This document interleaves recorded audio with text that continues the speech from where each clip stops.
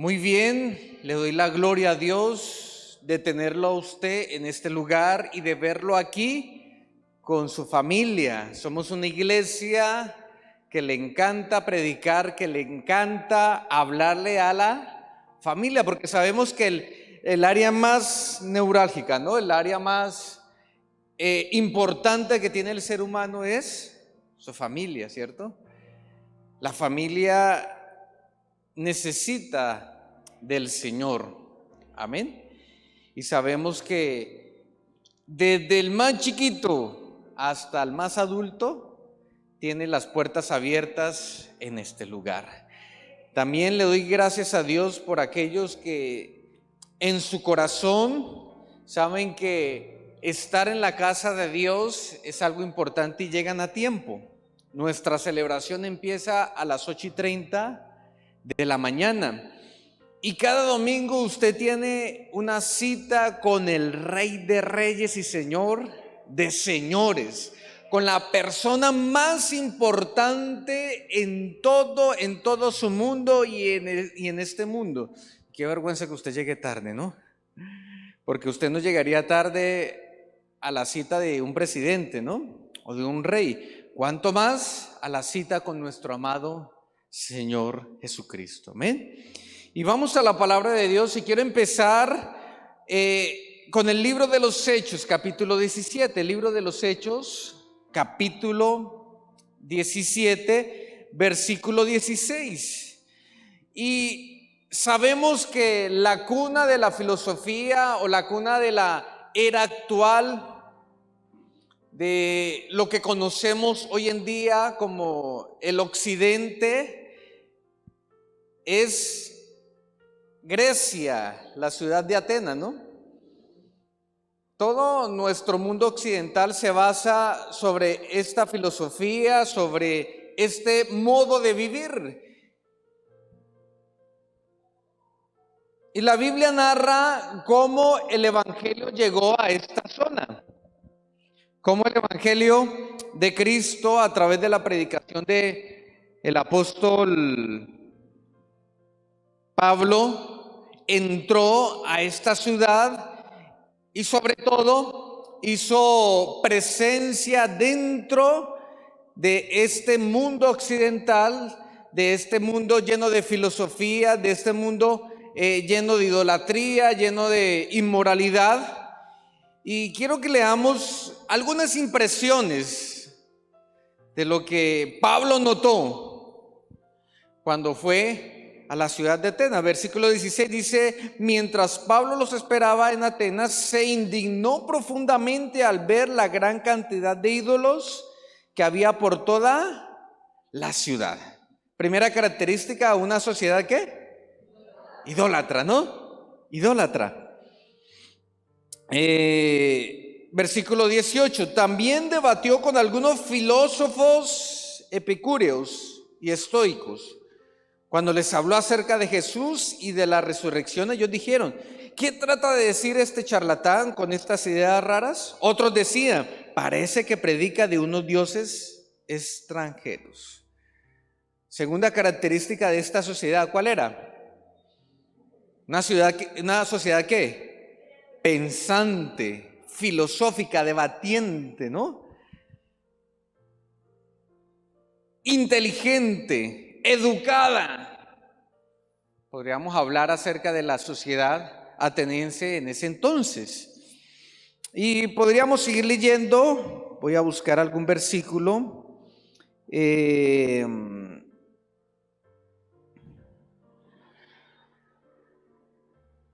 Dice versículo 32, cuando oyeron a Pablo hablar acerca de la resurrección de los muertos, algunos se rieron con desprecio, pero otros dijeron: queremos oír más sobre este tema más tarde. Cuando esto terminó, se unieron a él y se convirtieron en creyentes. Entre ellos estaba Dioniso, un miembro del concilio, una mujer llamada Dámaris y varios más.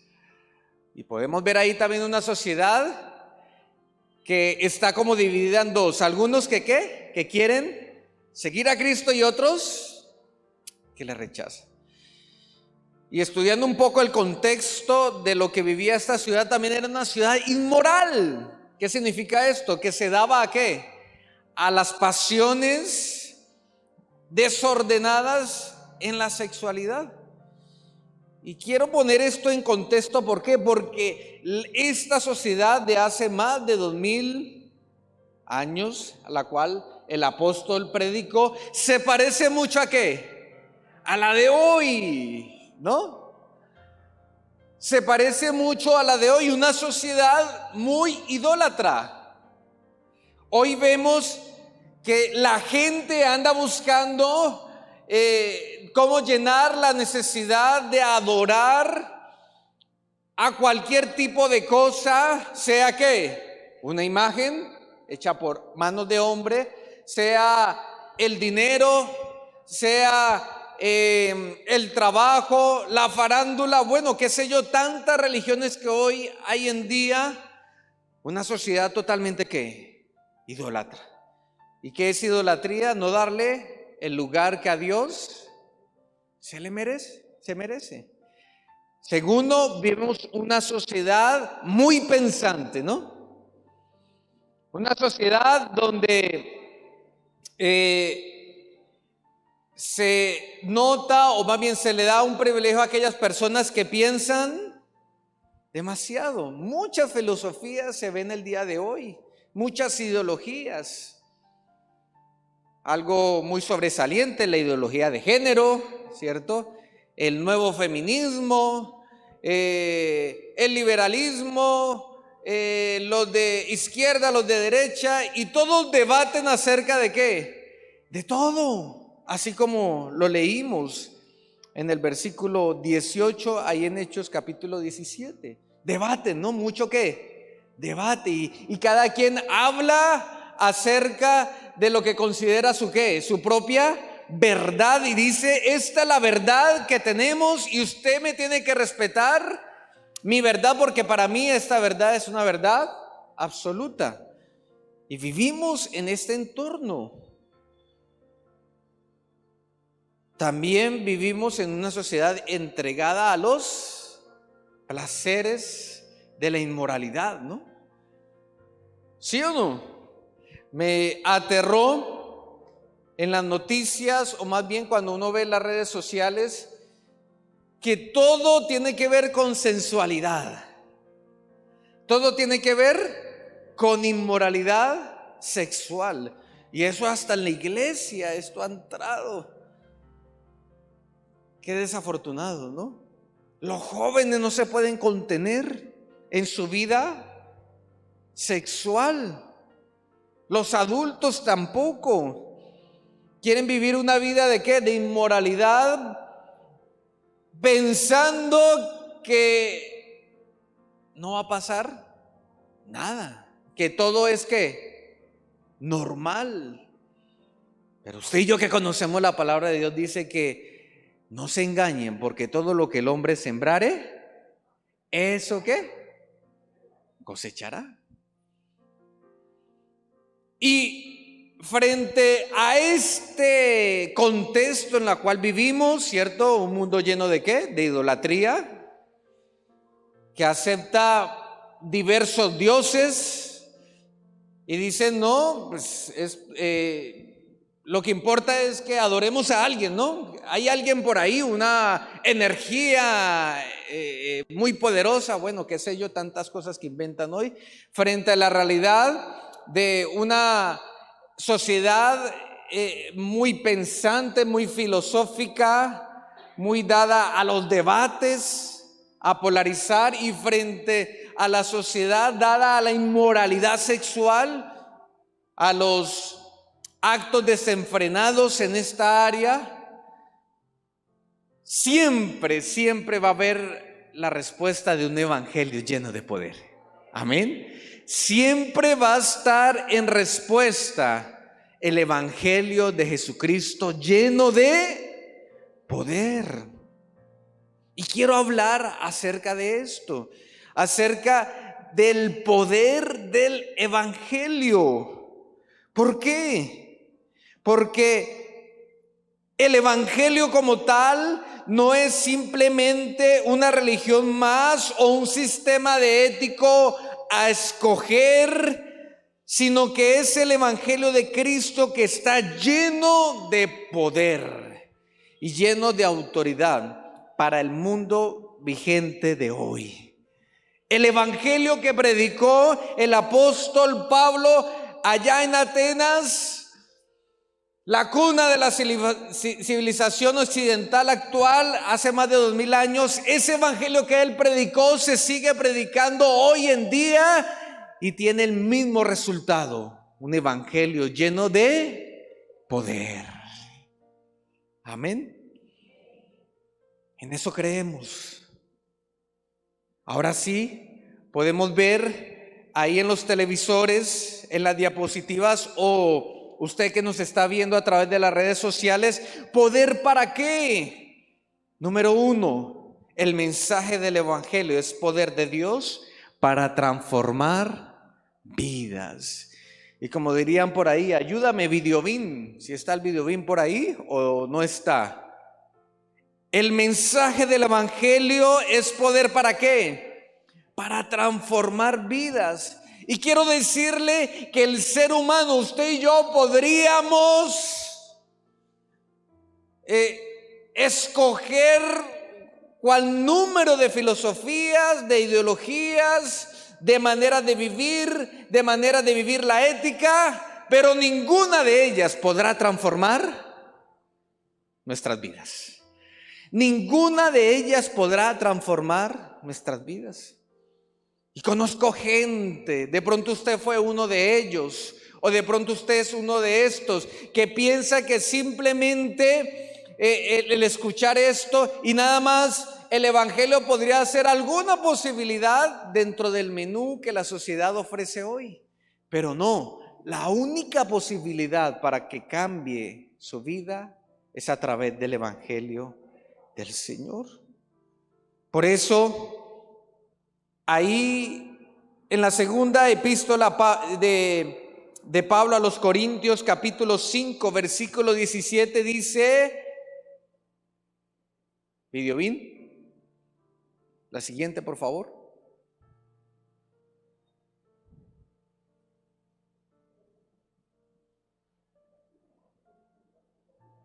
¿Qué dice? Si alguno está en Cristo, nueva, no, esa no es Videobeam. Ay, Dios mío. Segunda a los Corintios, capítulo 5, versículo 17, dice, si alguno está en Cristo, ¿qué? Nueva criatura es. Las cosas viejas que pasaron de aquí, Dios hace cosas nuevas. Ahí está el poder del evangelio. Usted puede intentar, yo puedo intentar de muchas maneras de cambiar mi vida, cambiar mi manera de ser. Puedo intentar, qué sé yo, para el que tiene la debilidad de la inmoralidad, cambiarse de iglesia, ir a otro lugar, tantas cosas inventar. Pero la solución es el evangelio de Cristo, que puede transformar una vida inmoral y hacerla una vida santa y una vida pura. Usted puede intentar a través de la filosofía, a través de el nuevo feminismo, poder tomar como mujer su estima y elevarla, pero eso no va a cambiar lo que hay en tu interior, lo que necesitas, que es el amor de Dios. Y el evangelio sí le puede dar la dignidad que se merece la mujer el día de hoy. Tú puedes intentar buscar tu identidad sexual a través de las modas del homosexualismo o a través de lo que el mundo ofrece hoy, pero el evangelio te dice, mira, esta es tu identidad en Cristo Jesús. Puedes intentar ir al psicólogo, puedes intentar hablar con tu esposa, tener terapia de pareja, puedes intentar ir a la EPS, a la universidad, pero el único que cambia tu carácter es Jesucristo a través de su mensaje del evangelio. Créalo, y usted lo vive hoy, ¿cierto? Usted es la máxima expresión de aquello. Usted antes de Cristo, ¿cómo vivía? Esclavo del pecado. No podía escoger hacer el bien, no podía escoger hacer la voluntad de Dios. Vivía amarrado de los vicios. Pero cuando usted llegó a Cristo, usted encontró libertad y ahora puede seguir a Jesús. Ahora puede seguir el mensaje del Evangelio y puede tener la libertad de escoger los propósitos de Dios que son eternos y que llevan a una vida plena en Cristo Jesús. Pero ¿qué hacemos con ese Evangelio que transforma las vidas? ¿Qué hacemos con este poder que tenemos en nuestras manos, en nuestros corazones? ¿Lo escondemos o lo predicamos? Mire que esta sociedad no va a cambiar con el próximo político. Olvídese, si usted tiene la expectativa de que el político A va a cambiar porque hemos sido gobernados por 20 años por el mismo político B, y usted cree todavía la mentira de que la política va a transformar esta sociedad, déjeme decirle que no. Lo único que puede transformar esta sociedad es usted predicando el Evangelio de Jesucristo. Usted ve alrededor, en su barrio, tanto desorden que hay, tanta decadencia, y usted dirá: no, esto simplemente es con más educación, con más cultura, con más escuelas, con más arte. No, olvídese. Solamente Cristo puede cambiar un corazón. ¿Qué vamos a hacer con el poder del Evangelio, con el poder de transformar las vidas? Predique la palabra del Señor, predique este santo Evangelio. Número dos, Videovín, ayúdame. El Evangelio es además poder para perdonar pecados. ¿Para qué? Para perdonar pecados. Y déjeme decirle que usted y yo sabemos que la más importante necesidad del ser humano no es ganarse el baloto, ni tener mucha plata en la cuenta de ahorros, ni tener éxito en la vida. No, la mayor necesidad que tiene el ser humano es que alguien perdone sus pecados. ¿Sabe que hemos escuchado un evangelio, desafortunadamente un evangelio muy liviano, que solamente predica acerca de que con Jesucristo tendrás carro, casa y beca y nada más? Y que simplemente quiere maquillar esa necesidad profunda del ser humano, que es que Dios perdone sus pecados. No. El evangelio que usted y yo debemos predicar es que frente a lo que hay en el corazón del hombre, esa profunda necesidad, hay una solución, y es Jesucristo, que a través de Él el Padre puede perdonar tus pecados. Como vimos hace 8 días, la persona que vive en pecado, la persona que no ha entregado su vida a Jesucristo, vive con una carga muy pesada que se llama culpa. No puede vivir una vida plena de satisfacción. Puede tener mucho dinero, puede satisfacer sus deseos carnales, pero si Dios no ha perdonado sus pecados, esta persona se va a sentir culpable, vacía. Pero el Evangelio de Cristo tiene este poder. Segunda a los Corintios capítulo 5, versículo 21. A ver si sí le pegamos.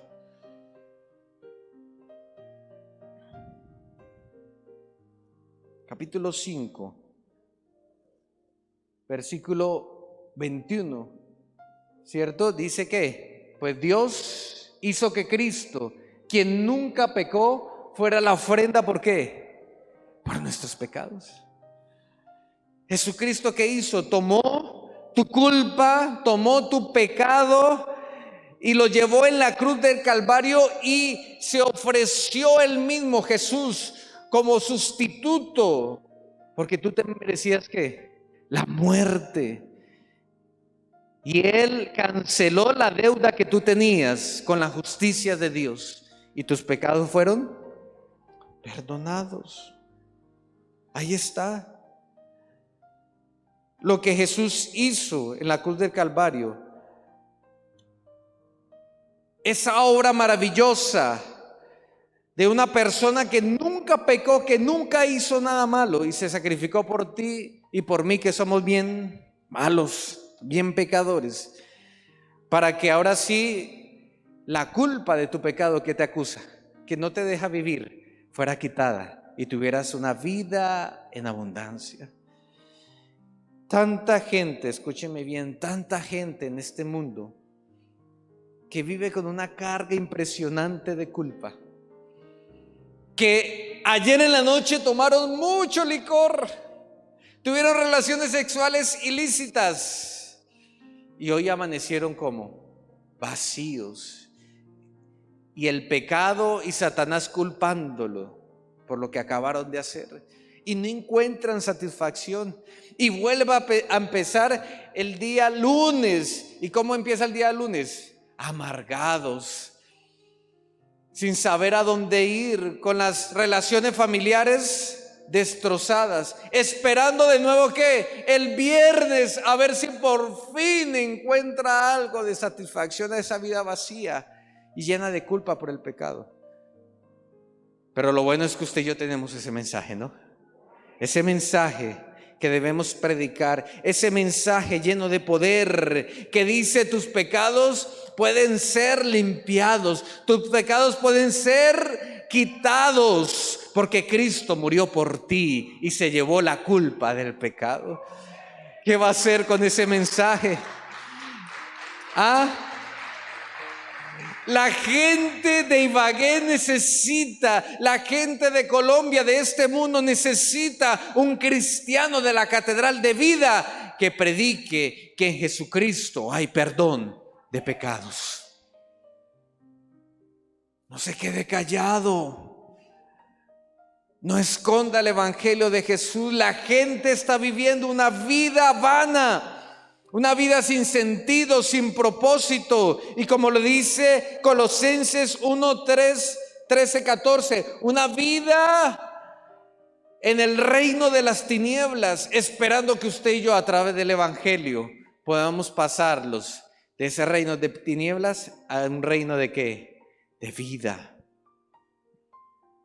Tampoco apareció el versículo de Colosenses 1, 13, 14.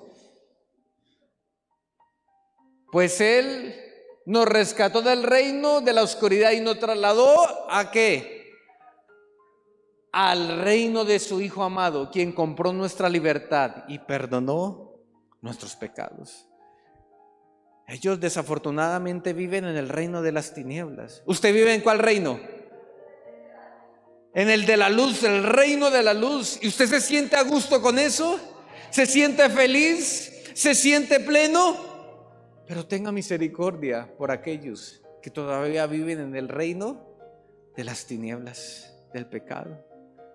Ese tío, ese sobrino que usted tiene, necesita escuchar que Jesucristo le puede cambiar la vida, pero también que le perdona sus pecados.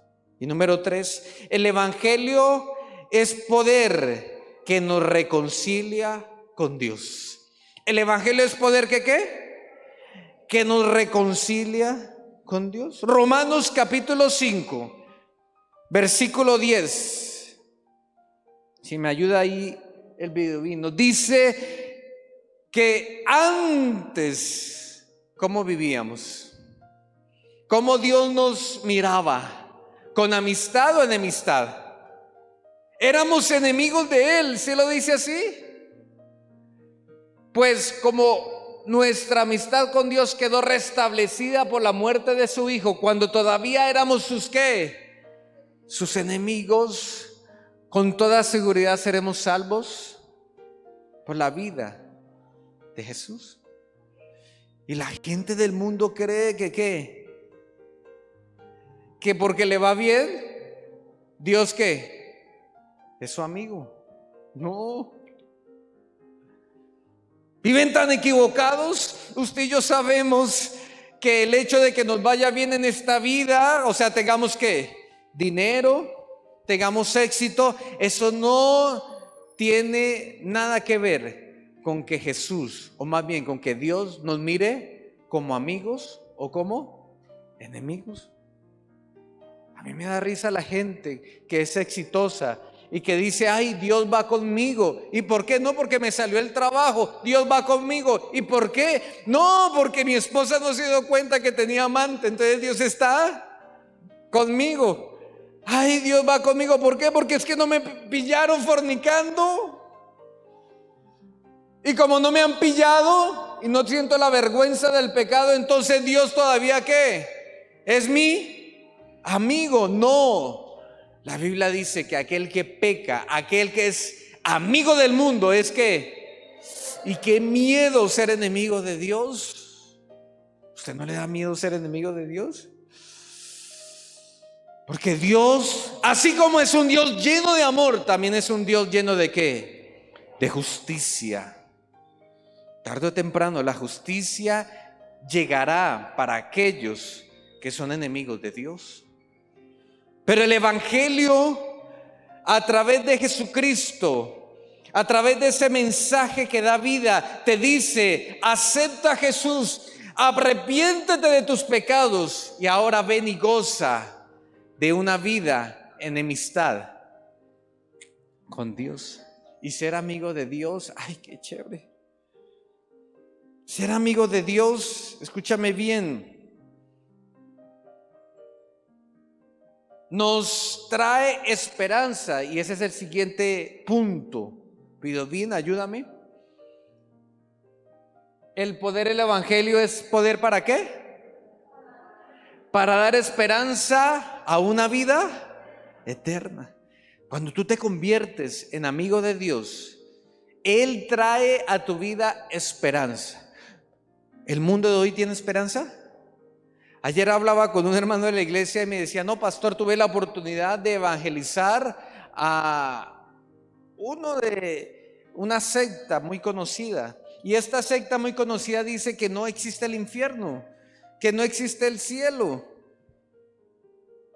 Y me decía que muy preocupado le dijo a esta persona, bueno, ¿y entonces cuál es su esperanza? Si la esperanza en Cristo es que tendremos vida eterna.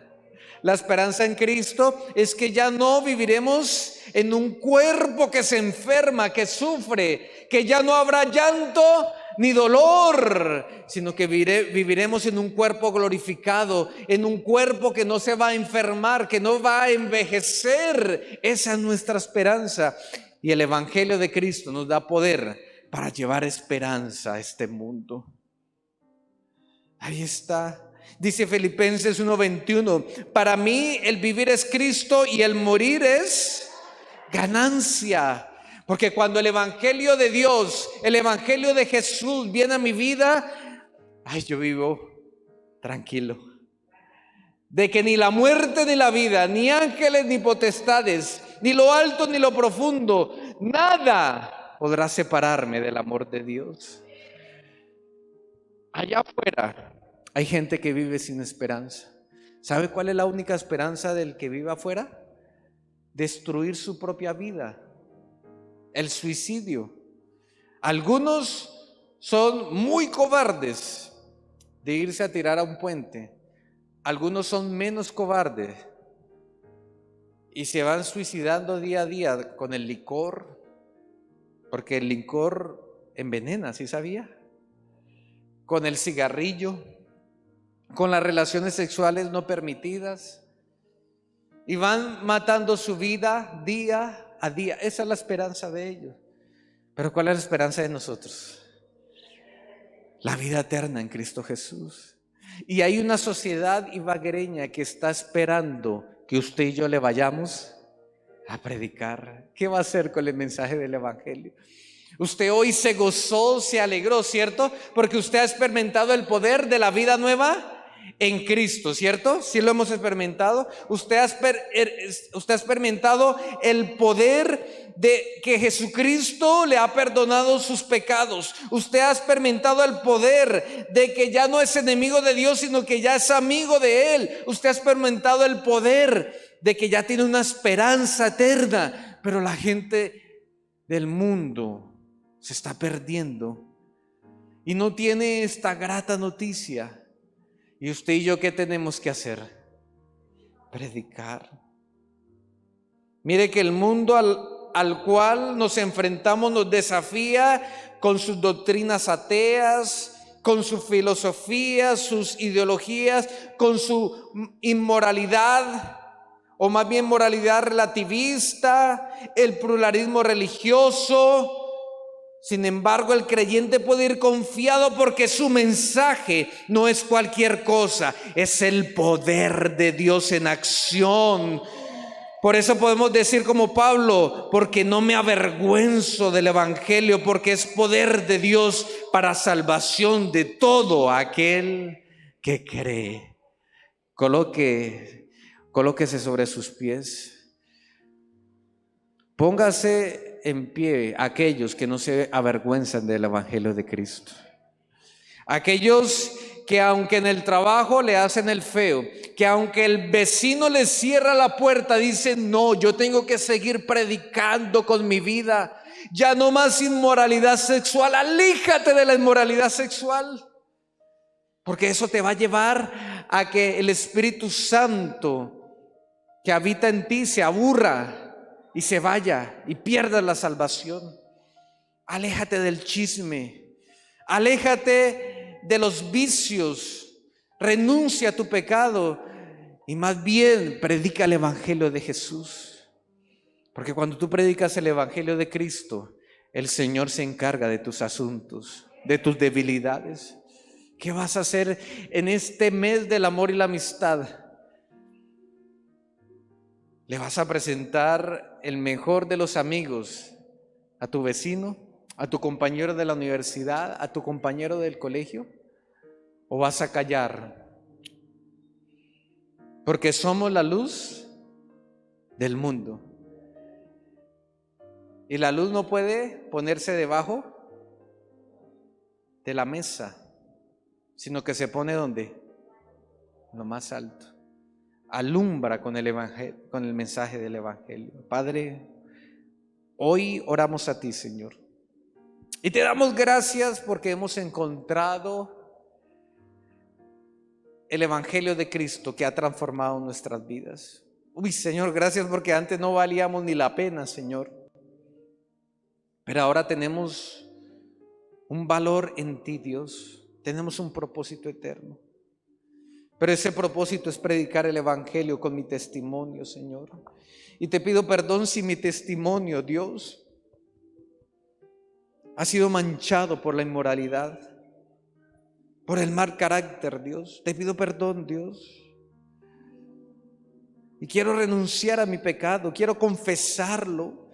Quiero ir a hablar con el pastor, con mi líder y decir: he pecado en esto, ayúdenme. Porque aquel que confiesa sus pecados trae salud para su propia vida. Hay oración y la oración del justo puede mucho. Perdónanos, Señor, si hemos callado, Dios, el mensaje del evangelio. Si hemos tenido, Dios mío, la posibilidad, la oportunidad de predicarle a otro acerca de Cristo y no lo hemos hecho porque nos da pena, porque nos da vergüenza del qué dirán.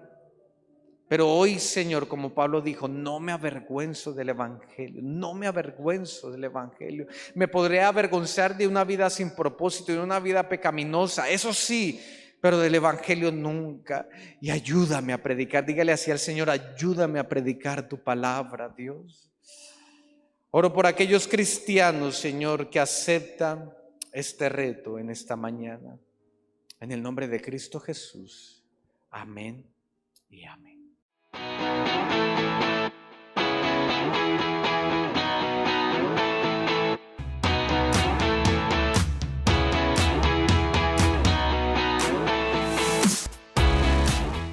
existimos para adorar, para atraer a las familias a Cristo. Somos una iglesia que se apasiona, una iglesia viva, Catedral de Vida.